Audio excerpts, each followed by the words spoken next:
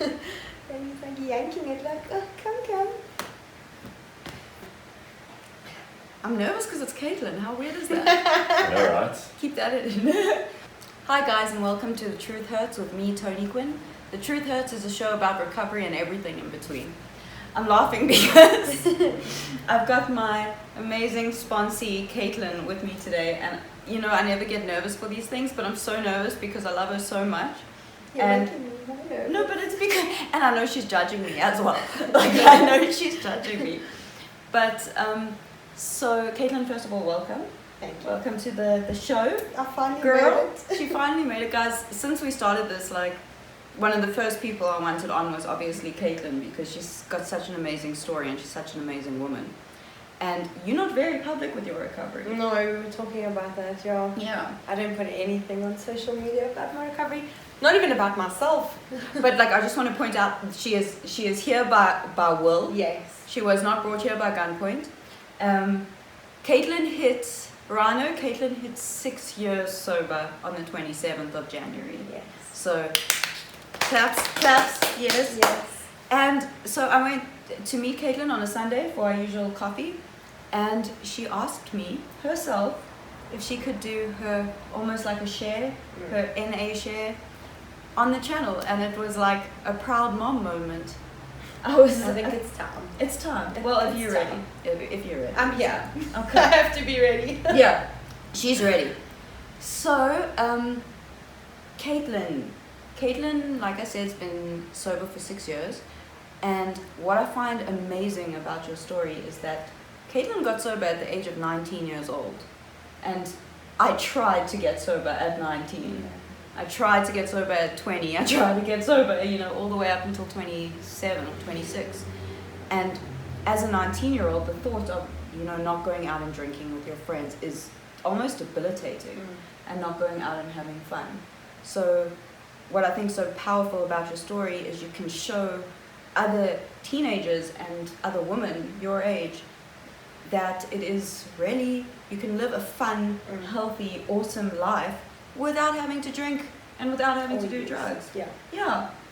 So would you like to tell us a little bit about who you are and how you found yourself in that amazing world of pain, suffering, and torture? Darkness. And nothing light. I drank a little bit when I was like 12. I think the first time I drank I was 12. But that was just pure curiosity. I remember my best friend and I stole booze out of my dad's bar and just kind of got a little bit drunk at a 12th birthday party, and it was totally normal, and it didn't seem that bad, and then nothing really came from that. I don't really remember the first time that I used. I can't pinpoint like this was exactly the first time. I had a lot of older friends. I had a lot of guy friends outside of school. I went to an all-girls school and I just never fitted in. I never got along with the girls there. I was never pretty enough, skinny enough in my mind, not by their admission. But, and people are cruel. Girls especially are really cruel. So I had a lot of older friends outside of school. So obviously they had cars and they were over 18, and we could go jawling with them. And it was just kind of like a thing. We were just trying. It was there. How old were you then? I was probably like 15, 16, when I just started dabbling. It never really got bad. There was, it was kind of like a once every second weekend thing. It was fun. It was fun until it wasn't. But it was fun. And then I found myself in matric and in a really bad relationship. And then after matric, when I wasn't at school anymore, it was not fun anymore. It was an everyday occurrence, and things get dark and twisted very quickly. Things get warped very quickly, and they get out of hand very quickly. So I think it came down to, I wouldn't say, everyone says, I was involved in the wrong crowd. I wasn't involved in the wrong crowd. I just didn't say no. I never stopped to think, oh my God, you're doing drugs. Like, you're doing what you watched on TV, what your dad told you not to do. I never stopped to think like, you're actually doing it. Because it's normalized. Yeah, it was just like, oh, okay, cool, this is there, I'll try it. I didn't really have any like qualms or fears about like consequences or thinking it through. I never thought anything of it. Even after using it when things were so bad, I still never really thought anything of it. I was like, this is cool, guys. So you were in a relationship then? Obviously, you don't need to speak about it if like for real. Yeah. But I find that when you meet another human being who's doing the same thing, it normalizes it. Yeah. And you are constantly trying to keep up with each other, or you trying to keep up with them, and then that takes you into that even bigger spiral. And when you are fresh out of school, and that's what's happening, you don't know any better. Like, that's the first relationship you see as a relationship. Yeah. And that's normality for you. So that relationship was my everything. Yeah. You know what I'm saying? I think I started dating him when I was 17. I was madly in love. And he turned out to be a very manipulative, narcissistic, horrible person. And we never started out using together, and we kind of had a few breakups in between. And then when we did use together, it was the one way I could keep him. And I was so afraid of losing him no matter what he did to me. Yeah. And there was endless emotional abuse, there was physical abuse, there was sexual abuse, but it was all, it was our thing. It was the only thing that kept me sane in that relationship, and it numbed everything. So it was all about not feeling. I didn't want to feel. I didn't want to know. I didn't want to care.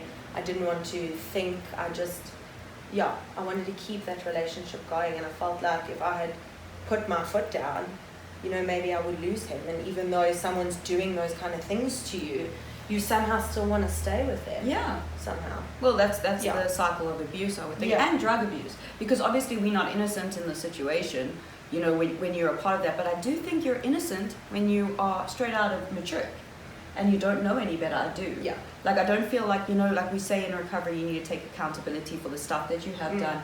Like, for me personally, when I got with the guy that was using all the time, I knew exactly what I was doing. Yeah. I just lost Terry. I saw this dude, and I was like, he does drugs. I want that because I want the chaos. Yeah.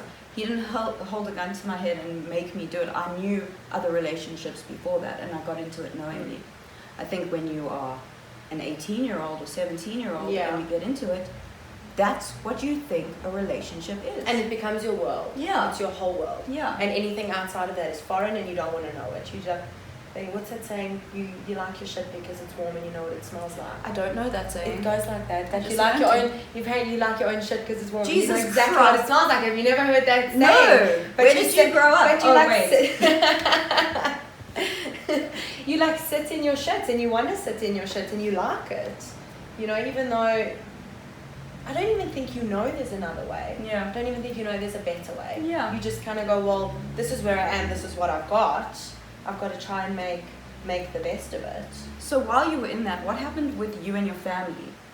How were they, how did you interact with them, or were you separate from them? No, I was so horrible to them. I was the worst person in the world to them. I don't think I spoke to my mom and dad for like days at a time.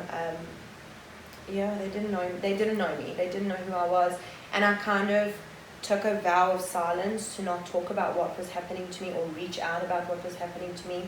So the easiest way was to block them off because it hurts too much. Yeah. You know what I'm saying? And you kind of know, like your mom knows what you're going through, and she would reach out every so often and just be like, hi baby, you okay? And it would like break my heart. Yeah. So it was easier to just cut her off and just be mean and ignore her. And I still have a lot of guilt about that because I really, what kind of child literally like just completely cuts their parents off as if you don't know them? And I acted like they were the bad people. Yeah, of course, and you believe it. Exactly, because it's easier. Yeah. It's easier for them to be bad, and I'm so hard done by. I was a privileged child who went to a private school who had everything I could want in life. You know what I'm saying? And I had active parents who were involved and who loved me and who are still married, but they're the problem. Yeah. Not me. Yeah. I'm not the problem. Yeah. I was actually discussing that because I've been thinking about my past and what I used to say. So, like, if this was me 6 years ago, no wait, I'm sorry, 8, so me 8 years ago, I would be like, my parents were so bad to me. Yes. I just never fit in my family, and it was like, my dad doesn't understand he's never gonna get me. He's they're so mean to me. They got divorced. It broke my heart. Bitch, I grew up in a privileged family and I went to King David. Yeah. Like, my parents have got nothing to do. They've got nothing to do with this. They just love me unconditionally. That's what happened. But that's almost what hurts. Yeah. Because I think you get to a stage where you ask yourself, how am I actually lovable? Yeah. I'm not lovable like this. Yeah. Who could love me right now? Yeah. And you don't even love yourself. So it's like, well, if I don't love myself, how can they still love me? it somehow hurts you, and you And somehow get angry at them for it. Yeah, you want them But to you somehow like mad. Yeah. You're like mad at them for it. Yeah. For what you're doing to them. And I used to always throw shit out. I'd be like, Mom, once when I was 3 years old, you told me that I should straighten my hair for some fucking event. And I was like, and that's why I'm dying of anorexia. I have to tell you, my mom used to tell me that the ice cream truck used to play the music, but when it played the music, there was no ice cream. There was no ice cream. There's ice cream in the truck when the music plays. Yes. But she used to tell me it's finished Oh, on she ice lied cream to you. when the music was playing. So I'm like, this is where all my childhood issues come from. This is why I'm fucked up. Trust issues. That's why. Exactly. That's why I do drugs. Because you warped me. It's just so cruel. It's just so cruel. It's so stupid. But yeah, you hold on to those things. So can you tell us a little bit, and I feel like this is important, how you found the path to sobriety? Because you went through such a really low point, and I don't want to push you on talking about the stuff you did then, because I know that's something that you internalize a lot. Well, you're open with in NA, but I know publicly you might not want to discuss that. But can you take us through how you found the rooms of NA and the sobriety story after that? Okay, first of all, I cope by detachment. Yes. So, I know. Yeah, I just detach, and it's as if I'm telling someone else's story, and it's still, even after 6 years, it still feels like I'm telling someone else's story all the time. I'm like, oh no, that couldn't have happened to me. I was too good for that. What I'm saying, I'm too privileged. So I think I used for about a good year and a half, really badly, where we're like every day kind of using. And I think most people have gone through that, know what kind of darkness you end up in the situations you end up in. There's no point in pinpointing specific things. You end up in dark places with really dark people. You end up doing things that I ended up doing things that were against every value and moral that I ever stood for. I snooped lower than I ever thought I would. There was no boundary, there was no limit as to what I wouldn't do. And I used to look at my drugs and say, well, you're my best friend, and I've got you for the rest of my life, and if I have you, I don't need anything else. Exactly. Because it's just easier like that. I had lost friends, I had lost family. I was completely frowned upon, if you will. But my drugs were there, so it was okay. Everything was okay. And I think I was speaking about this last night. You kind of give up on any sort of future for yourself, because I didn't think. So I went to Wits, and I dropped out of Wits because I was using too much, and that obviously didn't work out for me. But that was more convenient because now I had more time to use. I didn't have to be at a lecture, so that was great. But I never stopped to think, okay, so if you're going to drop out of Wits, like, what is your future going to look like? Because I didn't see a future for myself. Yeah. I was like, I've got this, and that's all I really need. So there were a few rock bottoms. I can't say there's one specific rock bottom. Yeah. I remember staying sober on my own for like a month during December, and that was hands down the worst time of my life. It was even worse than my active addiction. I actually cannot explain it to you. I think I locked myself in the house for 28 days. I feel this. Literally. Yeah. And I didn't go anywhere. I didn't speak to anyone. My parents, hated me, and I say like hated like that because they didn't hate me, but the relationship was warped. I couldn't reach out. I couldn't tell anyone how I was feeling. I didn't even know what I was feeling or what I was going through. And I remember, I think it was Christmas Day, I went out of the house to go and buy something from the garage, and that same time I used again. So as you left the house. Exactly, as I left the house. I went out the house once, and it was game over. So then there was no doubt in my mind.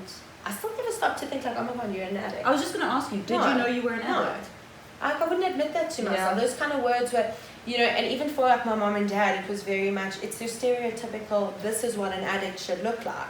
An addict doesn't look like a 19-year-old who went to a private school, who had a good education. My marks were great. I was a sporty child. I was an achiever. Yeah, you don't look like I'm not an addict. So why would I admit that to myself? It's normal. I'm supposed to be using drugs every day. I'm supposed to need them when I wake up. I'm supposed to not be able to function without them. It's kind of like, oh, well, I'm going out to get a smoke. That's what it feels like. Anyway, so I carried on using, and I bumped my head a couple of times, and I found myself in jail, and I had been arrested, and not even that was enough to like put a brake and pull a handbrake out. Isn't that amazing? It almost made it worse, because now all these shameful things I'm doing, I need to block out. Yeah. And I need to not feel, because I am ashamed, and I don't know how my life got here, and I'm devastated, and I'm hurt, and I'm broken inside, and I'm soulless. Yeah. So I need to use more. So it becomes this like toxic cycle. My parents gave me a bit of an ultimatum one night, and I'll never forget it. My dad was literally like on his hands and knees in front of me, crying, like begging me to pull my life together. That Kaitlyn's dad is the greatest man, one of the greatest men I've ever met in my life. Carry on.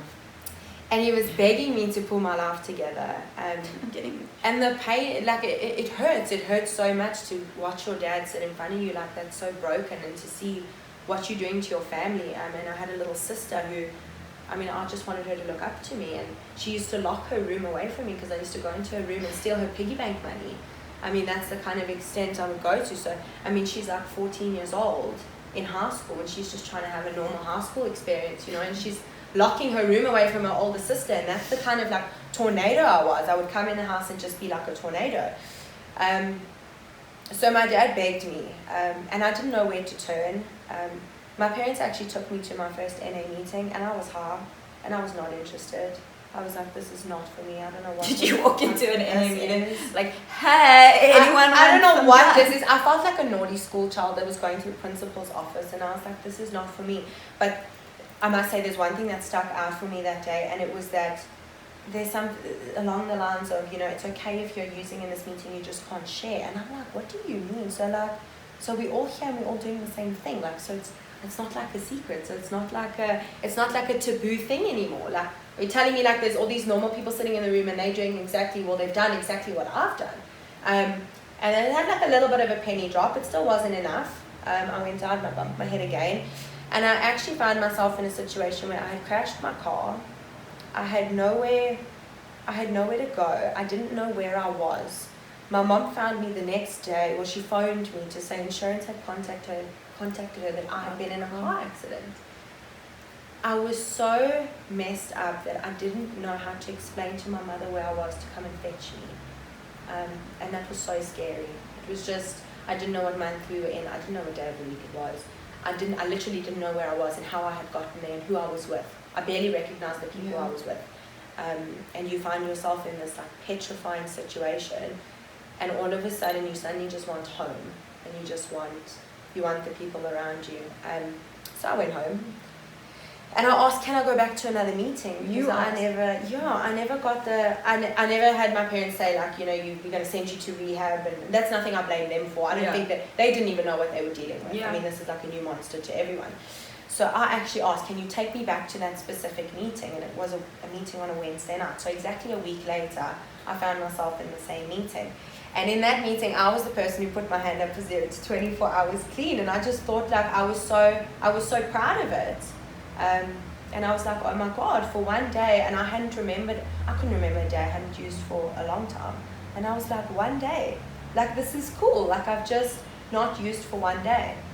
And from there, I started doing a 90-90, and if we like compact everything. So I did 90 meetings in 90 days, and I carried on to do 180 meetings for 180 days. And almost for my whole first year of recovery, I think I missed maybe 2 days of a meeting. I used to double up meetings sometimes. And then I did all the things. I got a sponsor, etc., etc. I never stopped to think.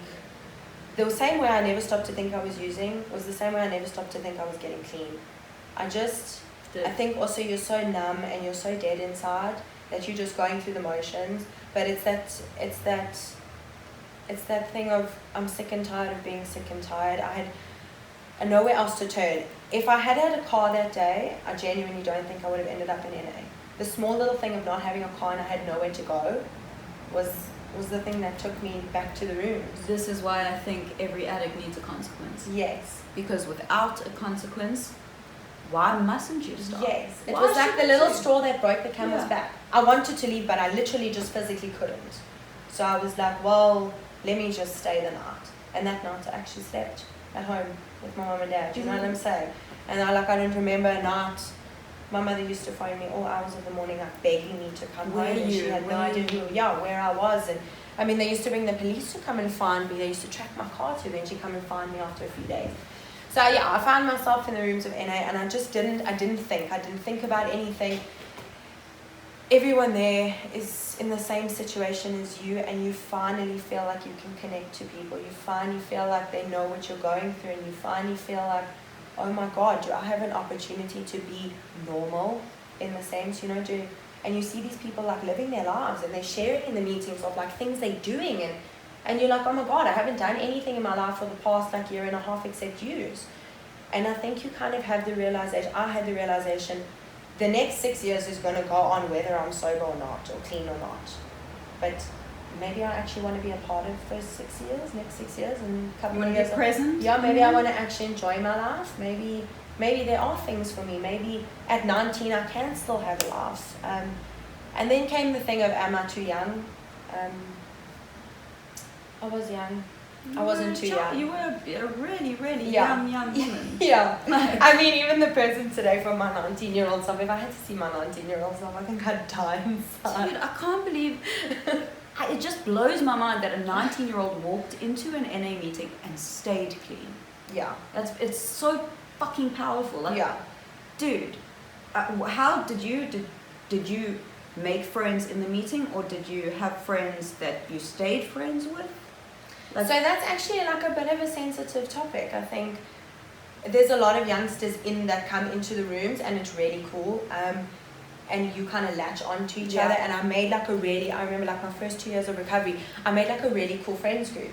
And there were guys and there were girls, and we supported each other, and we played PlayStation on Friday nights together, because you've got to do stuff now to make you feel somewhat a part of. I mean, I think for my first 6 months of recovery, I literally just stayed at home, and it's miserable. Yeah. And it is miserable, and that's okay. That's what you need. It's hard. You need to simplify your life, though. You know, when I got clean, my life had to be simple. It was as simple as getting up, make my bed. I had no job. I had no car.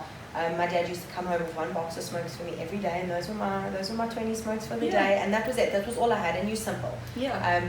Cut off everyone. Well, I cut off everyone. Yeah. I never spoke to a single person I used with ever again from that day. They could not be in this world. So there's 2 different worlds. Couldn't mesh. I had to make that decision. But anyway, making friends in the rooms, it was great until it wasn't. And there's things like, I think I had to remember that those people are still normal people, and they can also be cruel. And there were times when my anonymity was compromised by people, and I had men 13-step me, and those are big things. So 13-step is like when men take advantage of you because you're vulnerable. All women take advantage of men. Like, can go both ways, because you're a new vulnerable addict, and you're very vulnerable when you first get clean. You don't know anything. And your emotions are all out of whack, and you have no self-confidence also. So you have no self-esteem. So you're like highly flattered by any simple compliment, and I had to learn that the hard way a little bit. And there was a stage I went through where I hated NA, and I hated the rooms, and not the rooms itself, but the people in it, in a sense, because there were men that only looked at me and saw a very young, pretty little girl, and didn't take my recovery seriously. Yeah. I didn't feel like the people in those rooms took my recovery seriously a lot of the time, and I felt ostracized. Yeah. Very ostracized. But I had to make the decision that this is what keeps me clean, and I couldn't. Most of my decisions in active were, I'm going to blame other people and make decisions based on what they do to me, and that's what ended me up in a lot of really bad situations. So I had to make the decision that I can't base my recovery on what other people around me are going to do.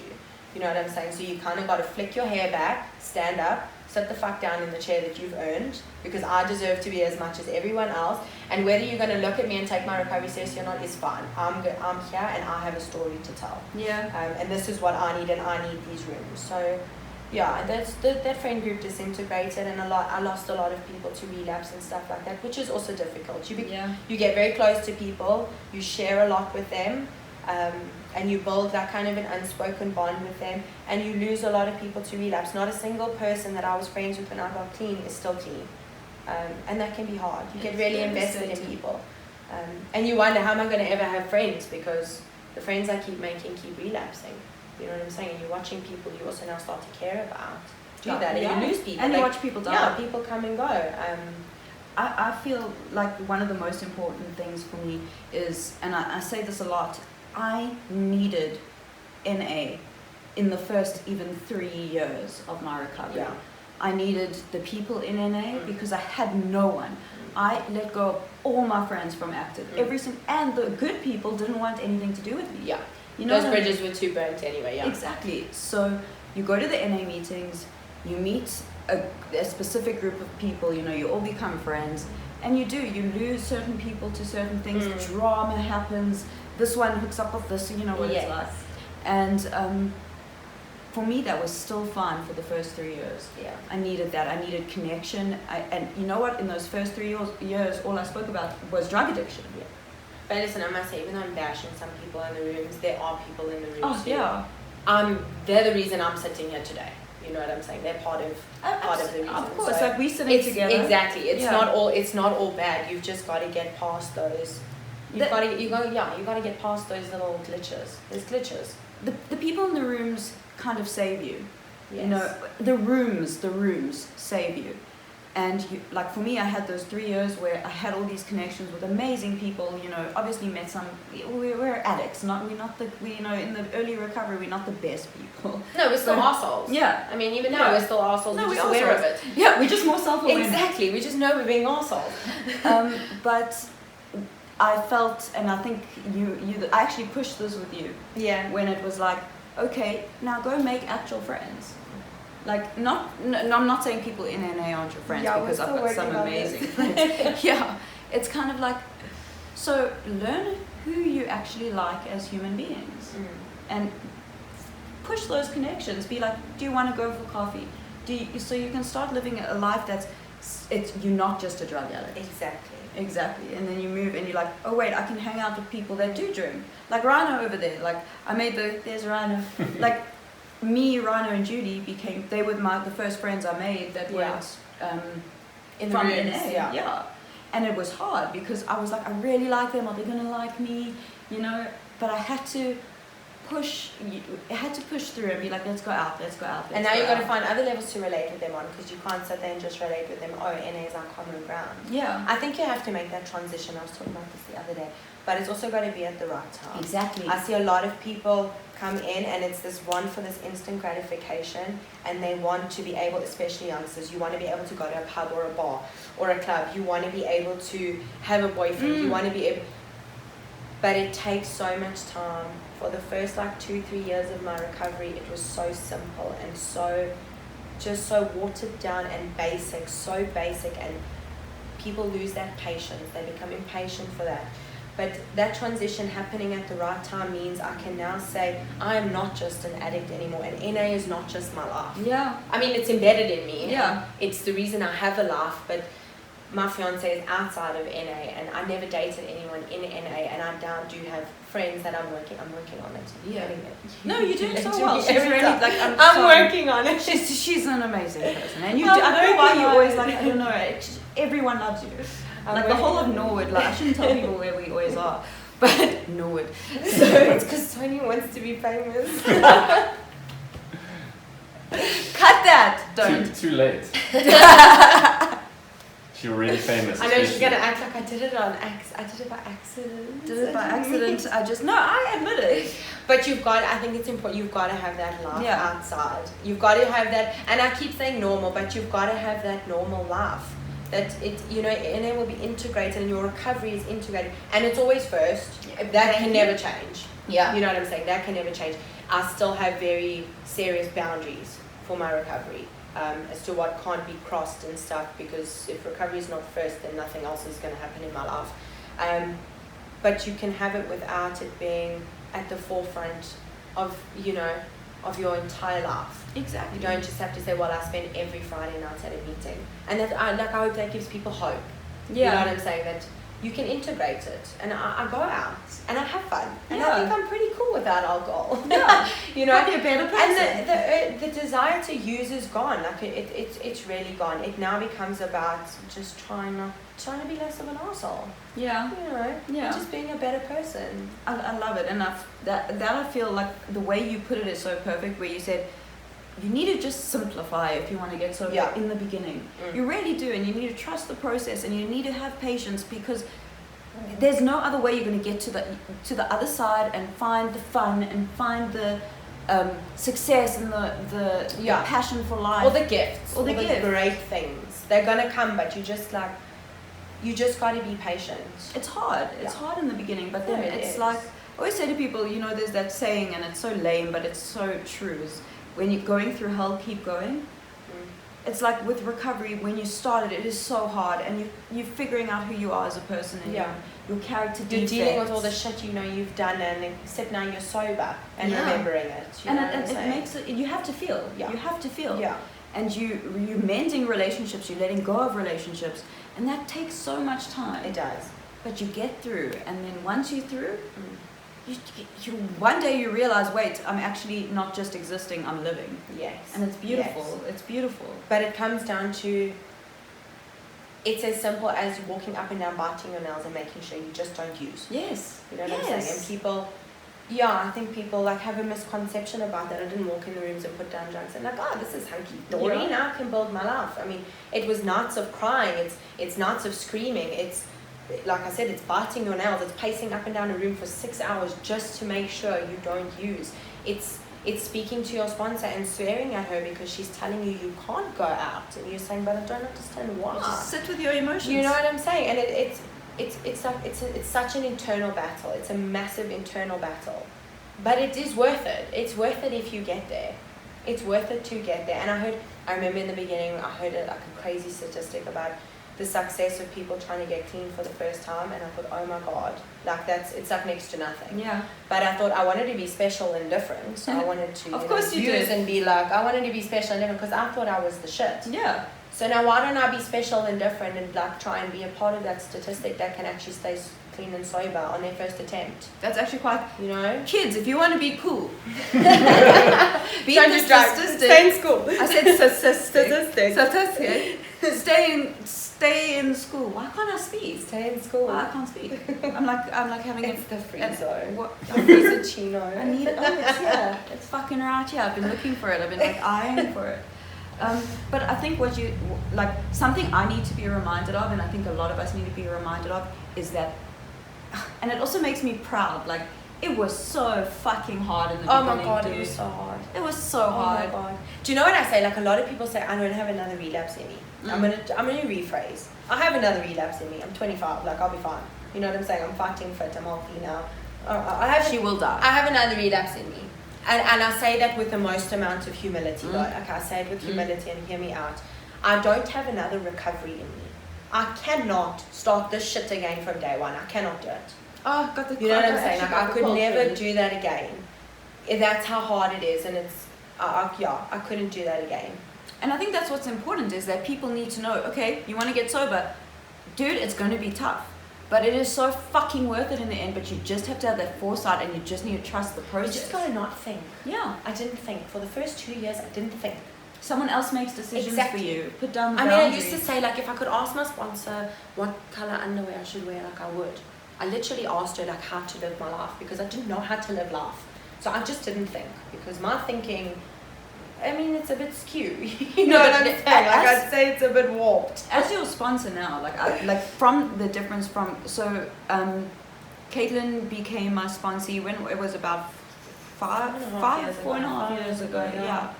And then you would phone me every day, and it was messaging me every day, because you also went through hard stuff in recovery. Because life still happens in recovery. Exactly. I lost my best friend to suicide.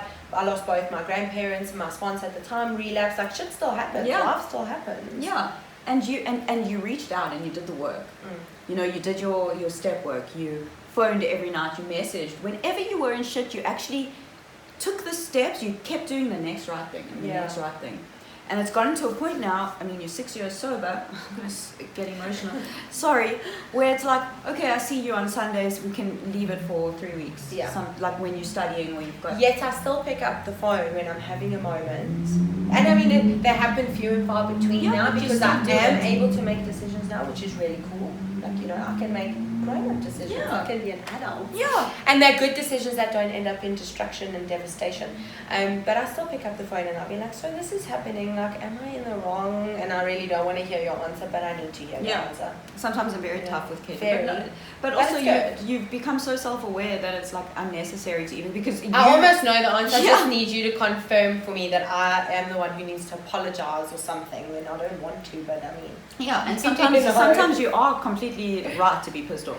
You know, it's like things which like is that. also a hard thing to learn. Dude, it's so difficult. I mean, I think a lot of the time addicts like take on too much. We take on too much responsibility, and we want to apologize for things that aren't our fault, and I'm going to take accountability. Yes, we like take it overboard. And it's like, no, wait, actually, that is wrong. Yeah. And I'm not wrong in the situation. But we're so used to being wrong, we can't believe when we're right. It's like this yes, I'm finally right about something. It's cool. Wow. It's proper wild. Like, sorry, I'm just... You just make me so fucking proud. Like, there's a beautiful young girl who's, and also in recovery. Speak about the gifts, sorry, just before anything, because I feel like it's so important that people know. So Kaitlyn got sober at 19. She spent those first 2 years, you know, just living simply and doing the next right thing over and over again. And it's taken her on this amazing journey where at, how old are you now? 25. 25, I always think 24. I'll take it. Take it. At 25, you've built a life that when I was your age, I was literally in a ditch. Yeah. And you've done this huge 180 where it's like, you're such a powerful, independent, strong woman that it's magnificent and people need to see it. So just boast a bit about where you are. Okay, two types of gifts though. We can talk about the materialistic gifts because those are the things you see on the outside. Yeah. I mean, I managed to buy my own car. I found an amazing boyfriend who I'm now engaged. That's not materialistic. Right. That's not materialistic. But he's like a material. He's like a really good handbag you can carry around, and it's just got everything you need in it. He's like my material possession. Oh he is. No, he's not, Kaitlyn. Sit with those emotions. Take accountability. But but my point was, him and I managed to buy a house together. So I'm like, oh my God, the bank actually wants to give me money. What is this? I didn't know what to do. I think I was panicking. I have a house, not a jail? Yes, and I'm like, they're actually going to trust me to pay this back every month. But anyway, we bought a house together, so we now live together. I'm completely independent, you know, financially of my parents. I have a job. I have 2 jobs actually because, you know, the hustle is real.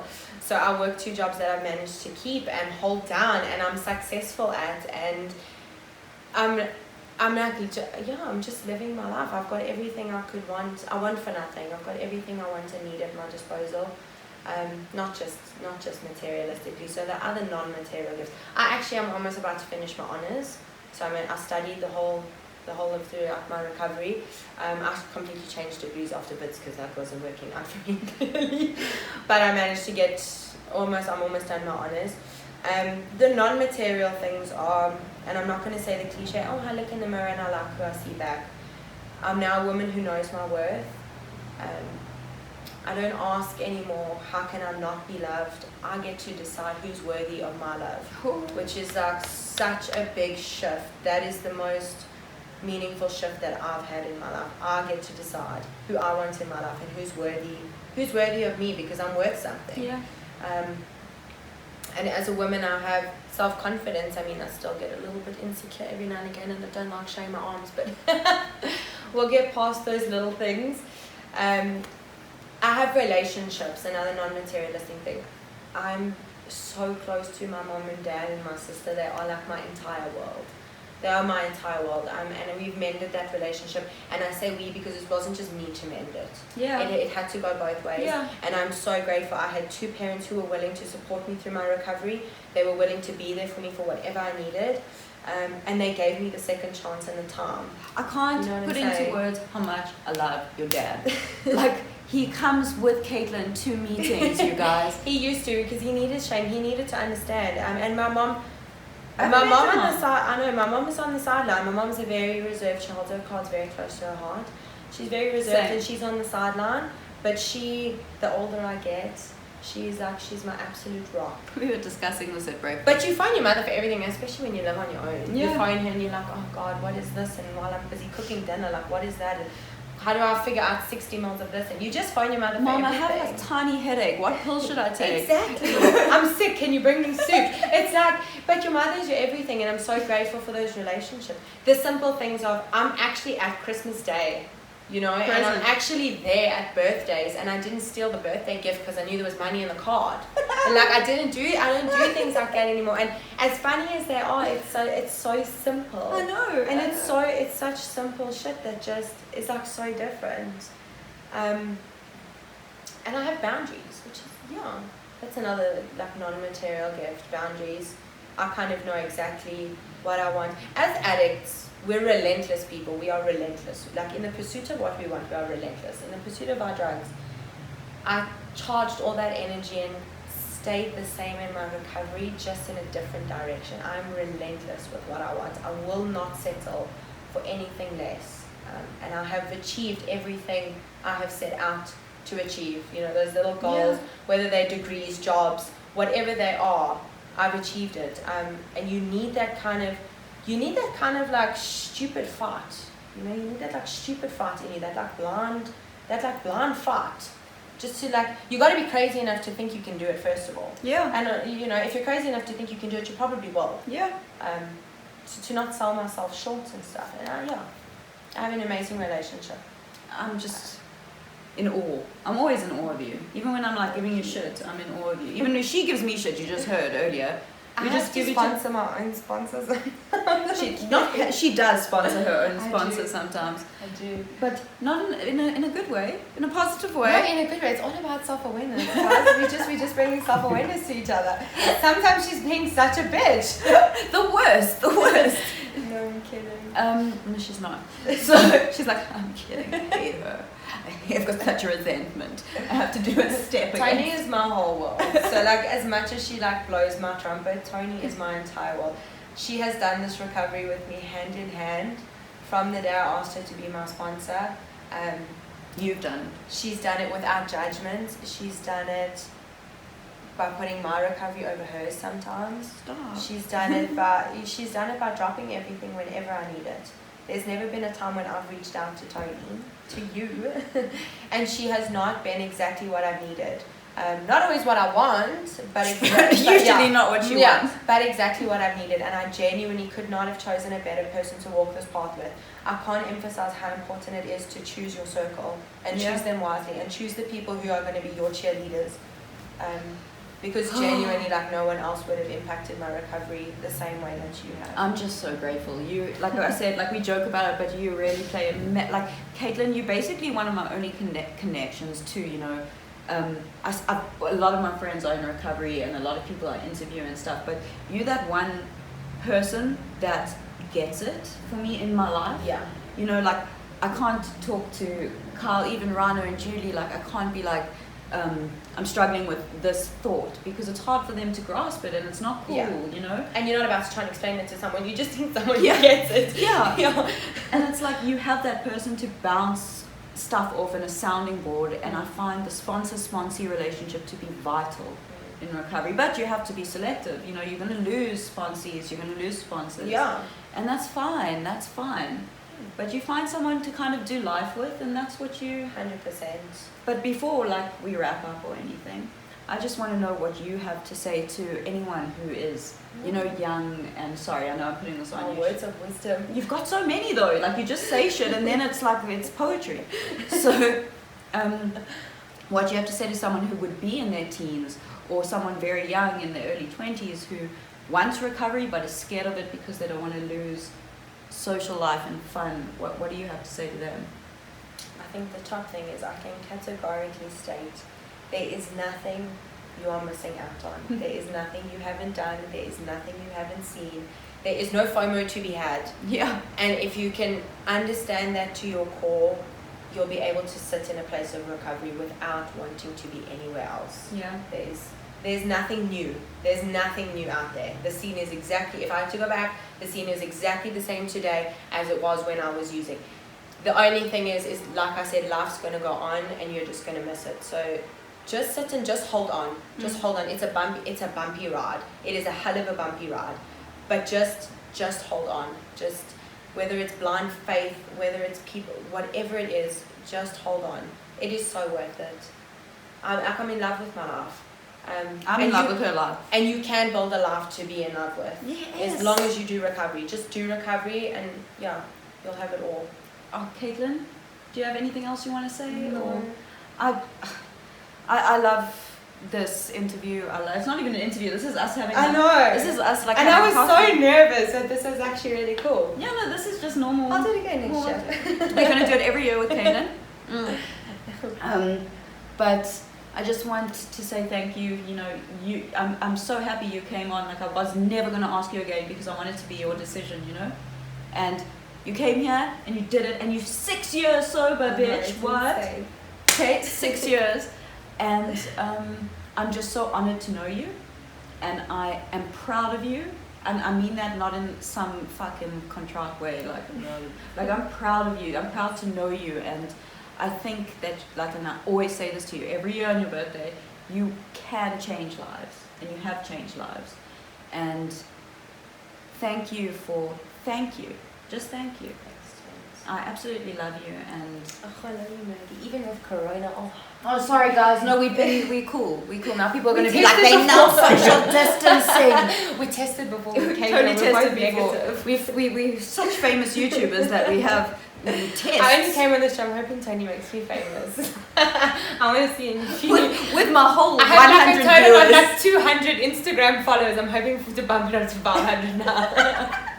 I'm socially media like not active. What's your Instagram handle? No, guys. What's your Instagram? You're gonna see like an annual post of my anniversary or like when it's my boyfriend's birthday. Adrian. It's Katie Burrows though, if you want it. You can find me. I follow Fine, Tony. go to Tony, you'll find me there. But yeah, so thank you so much. For having me. And I love you, and I'm proud of you. Love you.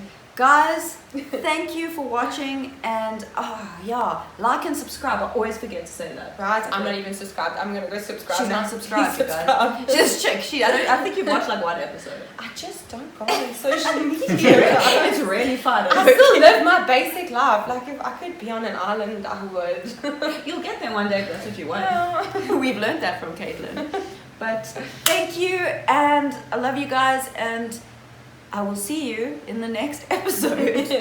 Bye. What was the thing you used to do? You used to do this? Oh yeah, but Julie mocked me too hard. So no, it was because Megan. we're missing the fluff. Yeah. I went the fluff. What did I used to do? It was. I don't know. It's even left me. It's Gotta left. bring the fluff. Where's the fluff? No, the fluff's there. The disease. Oh yeah, wait, guys, we brought something from like the first few episodes. I refuse to touch it. Caitlin will not touch it because it's so See? dirty. You see? You see? Don't Thank you for watching this show, and we will see you in the next episode. I have to go. Oh, that's what I did. See you in the next episode. Peace. That's what it is. Oh god, I'm getting off of here. Get it. Take it. Oh. That was fun. That was That was dope. nice.